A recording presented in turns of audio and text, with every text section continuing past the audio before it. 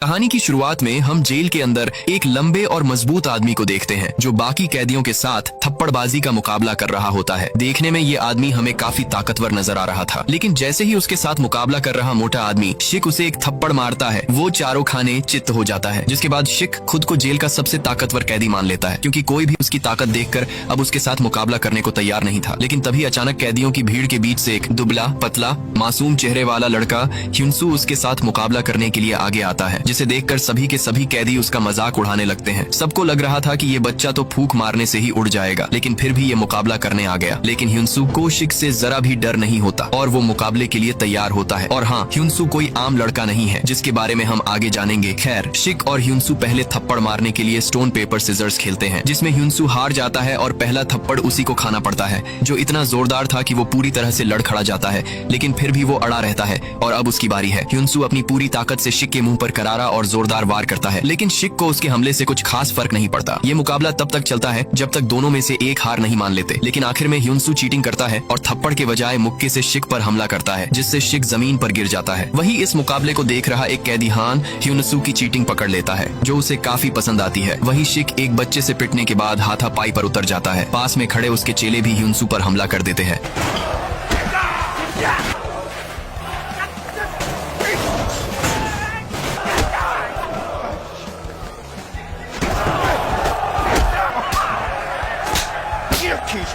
ह्युनसू भी बड़ी चालाकी से उनके साथ अकेले लड़ रहा होता है कि तभी गार्ड वहां आकर उनकी लड़ाई रुकवाते हैं और ह्युनसू को मारपीट करने के लिए काल कोठरी में डाल देते हैं। कुछ देर बाद हान उसके पास आता है और उसे समझाता है कि तुम अभी यहाँ नए हो, इसलिए तुम्हें पंगा नहीं लेना चाहिए, और तुमने जिसे आज पीटा है वो बेहद खतरनाक कैदी है, इसलिए तुम्हें थोड़ा संभल कर रहना चाहिए। जिसके बाद हान वहाँ से चला जाता है। अगली सुबह एक कैदी ह्युनसू से कहता है कि शिक और उसकी गैंग अब दोबारा उससे उलझने की कोशिश नहीं करेंगे, क्योंकि हान ने शिक और उसकी गैंग को वार्न किया है कि वो भूल कर भी या गलती से ह्युनसू पर हमला न करे। ह्युनसू पूछता है कि हान है कौन। वो कैदी उसे बताता है कि हान इस जेल में नियम बनाता है और वो यहाँ का लीडर है, और असल में इस जेल के कैदी ही नहीं बल्कि बाहर भी लोग उससे डरते हैं, क्योंकि वो एक बहुत बड़े माफिया गैंग का बॉस है। और इस जेल में ये ताकत उसे उसके बाहरी नाम से नहीं बल्कि उन लड़ाइयों से मिली है जो जेलर खुद करवाते हैं, जिसे जीतने वाला यहाँ राज करता है। और हान आज तक एक भी मुकाबला नहीं हारा, इसलिए किसी ने कभी उसके खिलाफ जाने की हिम्मत नहीं की। और वो यहाँ एक कैदी की तरह नहीं बल्कि राजा की तरह रहता है, और जिसपे उसका हाथ होता है उसे कोई छू भी नहीं सकता। लेकिन कुछ महीनों बाद माहौल पूरी तरह से बदल जाता है, जब एक नया कैदी किम अंदर आता है। एक ऐसा शख्स जो हान से भी कहीं ज्यादा खौफनाक है। किम के जेल के अंदर कदम रखते ही सारे कैदियों में डर फैल जाता है, यहाँ तक कि उसका नाम सुनते ही कई कैदी अपनी नजरें झुका लेते हैं। हान भी उसके आने की खबर सुन के उसके पास जाता है और जेल के अंदर सिगरेट के कारोबार में साथ काम करने का ऑफर देता है। दरअसल हान उससे डर नहीं रहा होता, बल्कि इसके पीछे दो वजह थे। पहला तो ये कि उसकी सजा लगभग पूरी होने वाली थी और वो कोई लड़ाई नहीं करना चाहता था, और दूसरा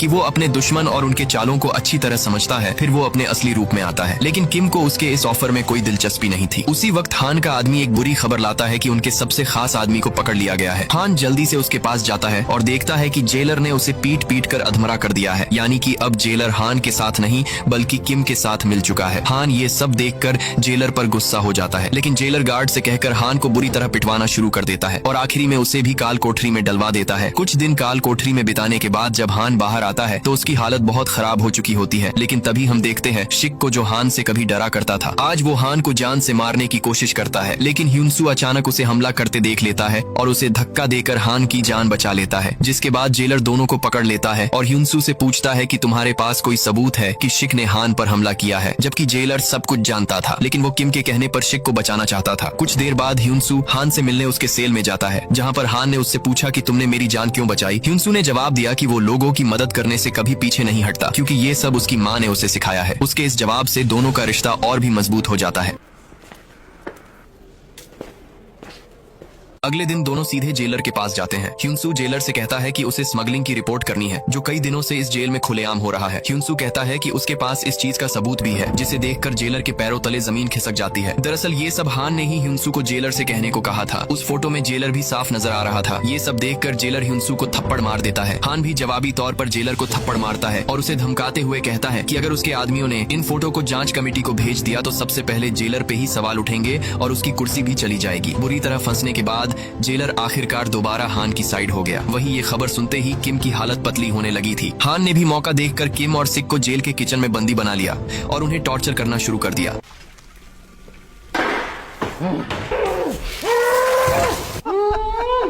आखिरकार सिक डर के मारे टूट गया और उसने सारा सच उगल दिया। उसने बताया कि इन सब के पीछे मंचोल नाम के एक आदमी का हाथ है, जो कि असल में हान का ही बड़ा बॉस है, जिसने उसे रास्ते से हटाने का हुक्म दिया था, जिसके बदले में मंचोल ने उन्हें जेल में होने वाली तस्करी में 1/3 हिस्सेदारी का लालच दिया था। अपने ही लोगों से मिले धोखे को जानने के बाद हान हैरान रह गया और काफी गुस्से में आ गया। वहीं ह्युनसू हान के इस खूंखार रूप को देखकर डर जाता है और खुद को शांत रखने की कोशिश करता है ताकि उसकी असलियत उसके सामने न आ जाए। इसके बाद सीन पीछे जाता है और हमारे सामने एक बहुत बड़ा राज खुलता है। ह्युनसू, जिसे हम एक कैदी समझ रहे थे, वो असल में एक अंडरकवर ऑफिसर है, जिसका मिशन है हान से दोस्ती करना और उसका भरोसा जीतना और उसके गैंग को पकड़वाना, जो कि एक बेहद खतरनाक मिशन है। ह्युनसू की चीफ ऑफिसर, जिसका नाम इंसुक है, जो एक बेरहम ऑफिसर थी, जो अपने काम को लेकर काफी सीरियस रहती है। साथ ही वो केस सोल्व करने के लिए किसी भी हद तक जा सकती है और उसने ह्युनसू से वादा किया है कि अगर वो इस मिशन में कामयाब रहा तो उसकी बीमार माँ, जिन्हें जीने के लिए किडनी की जरूरत है, उनके लिए इंसुक किडनी डोनर का इंतजाम करवा देगी। ह्युनसू भी अपनी माँ के लिए इतने खतरनाक मिशन करने के लिए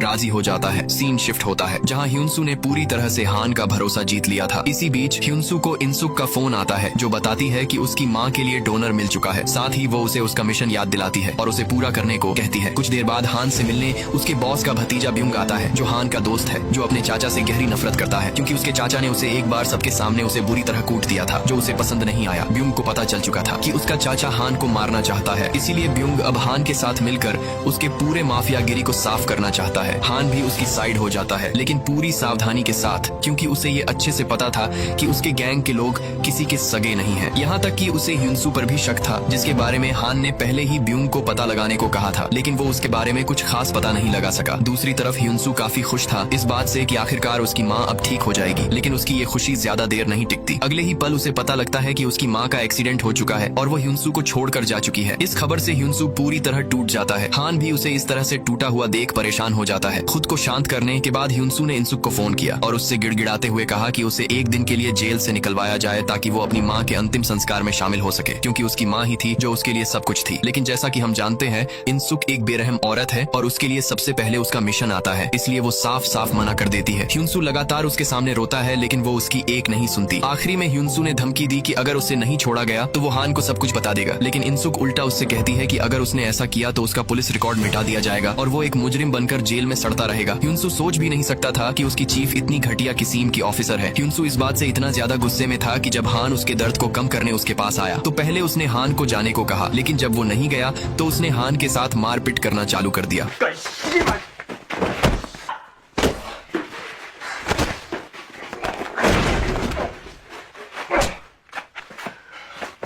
हान नहीं चाहता था कि वो ह्युनसू पर हाथ उठाए, लेकिन मजबूरन उसे ऐसा करना पड़ा और उसने किसी तरह ह्युनसू को शांत किया। इसके अगले दिन जेलर ने अचानक ह्युनसू को उसकी माँ के अंतिम संस्कार के लिए पुलिस की निगरानी में एक दिन की रिहाई दे दी, जिससे वो थोड़ा खुश हुआ। और ये रिहाई उसकी चीफ ने नहीं बल्कि हान ने कराई थी और सारा खर्चा भी उसी ने अकेले उठाया था। हान की मदद से ह्युनसू अपनी माँ को आखिरी बार देख पाया और उनका अच्छे से अंतिम संस्कार किया। जेल लौटने के बाद उस रात हान और ह्युनसू की लंबी बातचीत हुई, जहाँ ह्युनसू को पता चला कि हान का अतीत काफी बुरा रहा है, जिसकी वजह से आज वो एक गुंडा बन चुका है। हान उसे अपने छोटे भाई की तरह सिखाता है कि जल्दी किसी पे भरोसा मत करो। फिर हान उससे पूछता है कि क्या वो जेल से रिहा होने के बाद उसका जूनियर बनना चाहेगा। ह्युनसू उसकी बातों को सुनकर सोच में डूब गया कि एक तरफ उसकी चीफ जो केवल खुद के बारे में सोचती है और बस उसका इस्तेमाल कर रही है, वही हान जो दिल का साफ आदमी है, जिसने उसकी माँ से आखिरी मुलाकात कराई, उसे वो धोखा दे रहा है। और आखिरकार ह्युनसू ने उसे सच बता दिया कि वो एक अंडरकवर एजेंट है, जो एक सीक्रेट एजेंसी के साथ मिलकर उसे और उसके गैंग का सफाया करने के मिशन पर है। इसके बाद यहाँ से कहानी कुछ महीने आगे चली जाती है और आखिरकार वो दिन आ जाता है जिस दिन ह्युनसू जेल से रिहा होने वाला है। जेल के बाहर आते ही ह्युनसू ने बहुत से बॉडीगार्ड्स और अपने सामने एक लाल रंग की लग्जूरियस कार देखी, जिसके अंदर हान बैठा था, जो कुछ महीनों पहले ही रिहा हो चुका था और ह्युनसू को लेने आया था। यानी कि अब वो एक अंडरकवर एजेंट नहीं बल्कि हान के साथ हो चुका है। उसी रात हान उसे अपने साथ एक आलीशान पार्टी में ले गया, जहाँ पहली बार ह्युनसू हान के बॉस मंचोल से मिलता है। मंचोल को ह्युनसू और उसका अंदाज काफी पसंद आता है और वो उसे तुरंत अपने गैंग में शामिल कर होने वाले तस्करी का काम सौंप देता है। लेकिन इस चीज से ब्युंग थोड़ा चिढ़ जाता है और ह्युनसू को डराने की कोशिश करता है।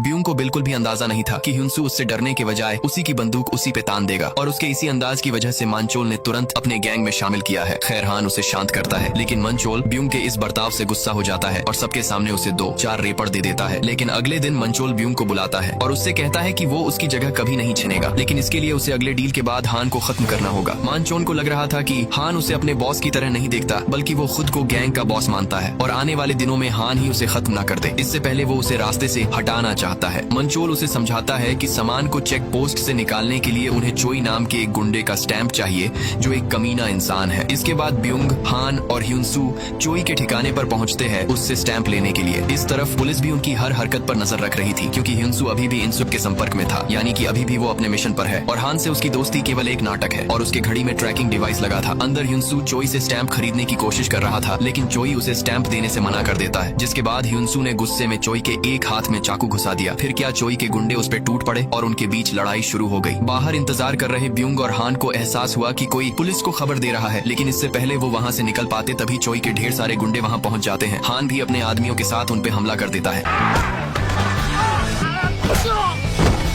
हान इस वक्त केवल ह्युनसू की जान बचाना चाहता था। वही ह्युनसू का सामना एक लंबे चौड़े आदमी से होता है, जिस पर वो एक लोहे के रॉड से हमला करता है, लेकिन उस आदमी पर इसका कोई असर नहीं होता और वो ह्युनसू को पटक पटक के मारता है। लेकिन सही वक्त पर हान आकर ह्युनसू की जान बचा लेता है और उसकी गैंग चोई के गुंडों को साफ कर देते हैं, जिसके बाद ह्युनसू चोई को पीट कर उससे वो स्टैंप छीन लेता है। लेकिन इस मारपीट में ह्युनसू अपनी घड़ी तोड़ देता है, जिसकी वजह से पुलिस को आगे की जानकारी मिलनी बंद हो जाती है। वही मंचोल स्टैंप पाने के बाद ह्युनसू से काफी खुश हो जाता है। इसके बाद हान रशियन माफिया से डील करने के लिए ह्युनसू को अपने साथ एक क्लब में ले जाता है और उसे बाहर इंतजार करने के लिए कहता है, क्योंकि कहीं ना कहीं वो अभी भी ह्युनसू पर पूरी तरह से भरोसा नहीं कर पाया है। ह्युनसू भी उससे बिना कुछ सवाल किए बाहर उसका इंतजार कर ही रहा होता है कि तभी उसके टीम का एक आदमी उसे कोने में खींच लेता है और उसे एक नई ट्रैकिंग घड़ी देता है, जिससे उन्हें हान के खिलाफ ठोस सबूत मिल सके। लेकिन ठीक उसी वक्त हान वहाँ आ जाता है और ह्युनसू से उस आदमी के बारे में पूछता है। ह्युनसू बड़ी सफाई से हान से कहता है कि पता नहीं ये कौन है जो उसे परेशान कर रहा है। हान गुस्से में आकर उस आदमी को पीटना शुरू कर देता है, यहाँ तक कि ह्युनसू को उसे खींचकर वहाँ से ले जाना पड़ा ताकि वो उसे जान से ही न मार दे। इसके बाद जाते वक्त हान ह्युनसू से सच पूछता है कि आखिर वो आदमी था कौन। ह्युनसू ईमानदारी से बता देता है कि वो एक जासूस था जो उसे नई ट्रैकिंग घड़ी देने आया था। ये सुनते ही हान उसे दबोच लेता है और उसकी तलाशी लेने लगता है कि कहीं अभी भी ह्युनसू पुलिस के साथ मिलकर उसे धोखा तो नहीं दे रहा है। लेकिन ह्युनसू के पास से उसे कोई भी ट्रैकिंग डिवाइस नहीं मिलती। इसके बाद हान ह्युनसू को एक सुनसान जगह ले आता है, उससे माफी मांगता है और उसके साथ अपना दर्द बयां करता है। हान कहता है कि उसे अपने पूरी जिंदगी में कुछ मिला है तो वो है अपनों से धोखे, यहाँ तक कि वो जिस शख्स के लिए 20 साल से काम कर रहा है वो भी उसे मारना चाहता है और इसी की वजह से जल्दी किसी पर यकीन करना उसके लिए बहुत मुश्किल है। ह्युनसू हान की बातों से एक बार फिर इमोशनल हो गया और फिर से अपना इरादा बदल लिया और हान से कहा कि वो उस पर यकीन करे, वो आगे हान को कभी धोखा नहीं देगा और उसका पूरा भरोसा जीत के दिखाएगा। लेकिन असली खेल तो अब शुरू होने वाला था। तस्करी से ठीक 2 दिन पहले ब्यूंग ने अचानक हान से एक सवाल किया कि उसने एक पुलिस वाले पर भरोसा कैसे कर लिया। दरअसल ब्यूंग को जेल में ही पता चल चुका था कि ह्युनसू पुलिस का जासूस है जो हान को पकड़वाने आया है और ये बात हान को भी बहुत पहले पता चल चुका था। इसलिए उसने एक चाल चला और ह्युनसू की मां का एक्सीडेंट करा दिया, जिससे ह्युनसू कमजोर पड़ गया, जिसका फायदा उठाकर हान ने उसकी मदद की और उसका भरोसा जीत लिया। जिसके बाद ह्युनसू ने खुद अपनी असलियत उसे बता दी, जबकि हान ने उसे अब तक इसलिए नहीं मारा क्योंकि ह्युनसू एक ईमानदार और अच्छे दिल वाला लड़का है, जिसकी वजह से हान ने उसे अपना राइट हैंड बना लिया है, जिस पर वो थोड़ा बहुत भरोसा तो करता ही है। इस तरफ हम ह्युनसू को देखते हैं जो अपनी माँ के कब्र पर गया था और अचानक कुछ अनजान लोगों ने उसे अगवा कर लिया और उसके ऊपर मिट्टी का तेल डालने लगे और ह्युनसू से कहा कि उसका पता उन्हें हान ने दिया है। ह्युनसू इस बात से हैरान रह जाता है कि हान उसे कैसे धोखा दे सकता है, जबकि असलियत कुछ और थी। ये लोग हान के आदमी नहीं बल्कि पुलिस वाले थे जो उसे हान के खिलाफ भड़काना चाहते थे और उनका ये प्लान काम भी कर जाता है। ह्युनसू गुस्से में आकर होने वाले तस्करी के बारे में इनसुक को बता देता है जो 2 दिनों बाद होने वाला था। इसके बाद ह्युनसू इनसुक से अपनी माँ की मौत की असली वजह के बारे में पूछता है। इनसुक जानती थी कि उसकी माँ की मौत की वजह हान है, लेकिन वो उसे ये बात कहकर गुमराह करती है कि इसकी जांच हो रही है, क्योंकि अगर ह्युनसू को हकीकत पता चला तो इनसुक का मिशन फेल हो सकता है। इसके बाद ह्युनसू वापस हान से मिलने आ जाता है। उसके चेहरे पर चोटों के निशान देखकर हान उससे सवाल करता है, लेकिन ह्युनसू बिल्कुल चुप रहता है। आखिरकार वो दिन भी आ जाता है जिस दिन तस्करी होने वाली थी। ह्युनसू ने भी पुलिस को उस जगह का पता बता दिया होता है, जिसकी मदद से इनसुक भारी फौज के साथ उस बंदरगाह तक पहुंच जाती है और उन्हें रंगे हाथों पकड़ लेती है। लेकिन जैसे ही वो बॉक्स खोलना शुरू करती है, उसे बॉक्स में ड्रग्स की जगह कुछ और मिलता है।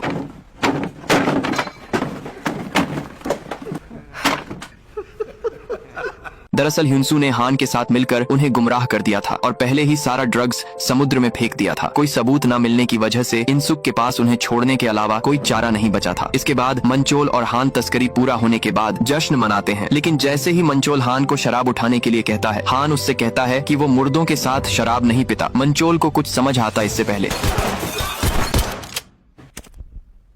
हान यहाँ पर उसके साथ धोखा करने के लिए मंचोल को गोलियों से भून देता है। दूसरी तरफ इनसुक को समझ आ गया था कि ह्युनसू अब भी हान की तरफ है, इसलिए उसने अपना आखिरी चाल चला और ह्युनसू को बुलाकर उसे उसकी माँ की एक्सीडेंट वाली वीडियो फुटेज दिखाई, जिसमें हान साफ साफ नजर आ रहा था। और ये देखते ही एक पल के लिए ह्युनसू सन पड़ गया। उसे यकीन ही नहीं हुआ कि जिसके लिए उसने अपना सब कुछ छोड़ दिया, पुलिस को धोखा दिया, उसका भरोसा जीतने की कसम खाई, उसने ही उसकी दुनिया यानी उसकी माँ को ही मार डाला। ह्युनसू को एहसास हुआ कि उसने एक गैंगस्टर से दोस्ती करके बहुत बड़ी गलती कर दी है। साथ ही वो भी धीरे धीरे कानून की मदद करने के बजाय जुर्म की दुनिया में घुसता जा रहा है। इसलिए अब वो एक बड़ा कदम उठाता है और अब उसका केवल एक ही मकसद था, कानून की मदद करना और अपने माँ के कातिल को खत्म करना। ह्युनसू तुरंत हान को फोन करता है और उससे झूठ बोलता है कि पुलिस को उनके ठिकाने का पता चल चुका है और जल्द ही वो वहाँ छापामारी करने वाले हैं, इसलिए उन्हें सारा माल आज रात दूसरी जगह छिपाना होगा। इसके बाद पुलिस की निगरानी में ह्युनसू हान के पुराने अड्डे पर पहुँचता है और हान से मिलता है। हान उससे कहता है कि उन्हें गैर कानूनी काम छोड़कर एक नई जिंदगी की शुरुआत करनी चाहिए, जिस पर ह्युनसू उससे कहता है कि तुम केवल लोगों को मारना जानते हो, जैसे कि तुमने मेरी माँ को मार डाला। ये सुनते ही हान समझ जाता है कि पुलिस उसके साथ है और वो ह्युनसू पर बंदूक तान देता है। लेकिन ह्युनसू जानता था